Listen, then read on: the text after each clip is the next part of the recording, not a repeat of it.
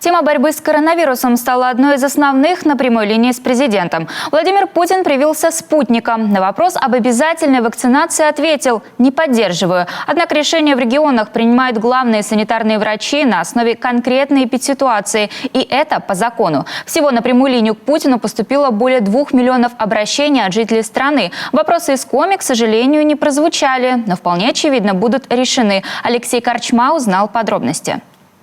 В таком формате прямая линия с президентом проходит впервые. Никаких открытых площадок с большим скоплением людей. Ковидная ситуация не располагает, а вот техника вполне. Задавать вопросы Путину люди могли по телефону, смс-ками и через специальное приложение. Открытый диалог в прямом эфире. Таких цен нету.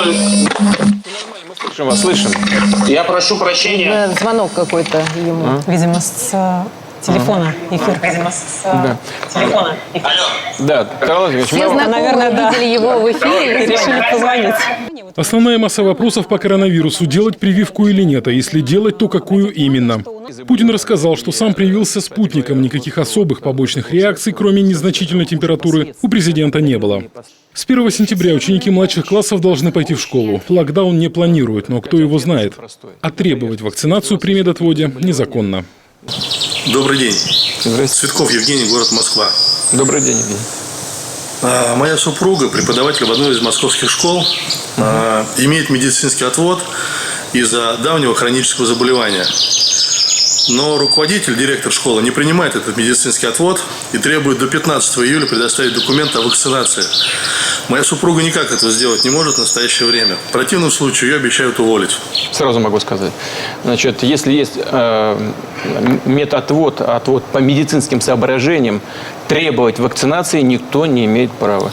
Я думаю, что просто директор школы, где работает ваша супруга, не знает об этом. Вот надеюсь, что он это услышит и вот эти требования незаконные снимет.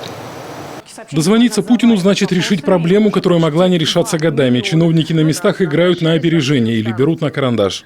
Впрочем, бывают и совершенно вопиющие ситуации. Так, жительницы Новокузнецка Кемеровской области за одно лишь желание позвонить Владимиру Путину стали угрожать лишением опекунства над внучкой. Елена Владимировна, если вы нас слышите, то не беспокойтесь по поводу опекунства над внучкой. Считайте, что такой проблемы не существует. Пусть думают лучше о своих проблемах те, кто вам угрожает. Политика, экономика, ЖКХ, льготная ипотека, рост цен на продукты, проблемы транспорта, водоснабжения, газификации и мусорной реформы, шероховатости при получении мер социальной поддержки, вопросы культуры и доступности интернета. Всего на прямую линию с президентом поступило более 2 миллионов обращений. Но ни одного вопроса из Коми в прямой эфир так и не просочилось, хотя такие были. Вот, например, запись из Зеленца.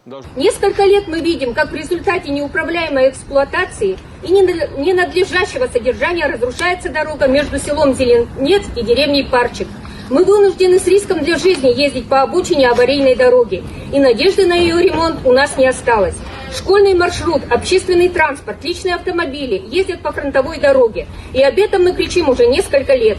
По данным регионального Минстроя, в мае администрация Сыктывдинского района совместно с представителями общественности обследовали автодорогу Зеленец-Парчик для определения наиболее разрушенных участков, требующих первоочередного ремонта. Разработана сметная документация почти на 32 миллиона рублей. Источником финансирования может стать Дорожный фонд. Как ранее сообщал глава Коми Владимир Уйба, в следующие 2 года все муниципальные и местные дороги, по которым проходят школьные маршруты, сменят статус на региональные, что позволит использовать средства Дорожного фонда. На 5 миллиардов рублей в нормативное состояние приведут 3700 километров. Первая проблема обеспечения безопасности школьных маршрутов в Коми будет закрыта. А второе, просто чтобы наконец-то поставить точку вот на этом делении. Муниципальные, местные дороги.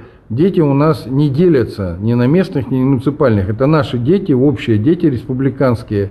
И поэтому ответственность за ребенка абсолютно одинаковая, что он едет по региональной дороге, или что он едет по муниципальной. Но источник, повторяю, финансирования – это Дорожный фонд. Все обращения, поступившие на прямую линию с Владимиром Путиным, хоть даже и не прозвучавшие в эфире, в любом случае будут отработаны. Подключается администрация президента, Общероссийский народный фронт, федеральное министерство и ведомства. Отдельные обращения лягут в так называемую «зеленую папку губернатора» для оперативного решения, как говорится, в ручном режиме. Алексей Корчма, телеканал «Юрган».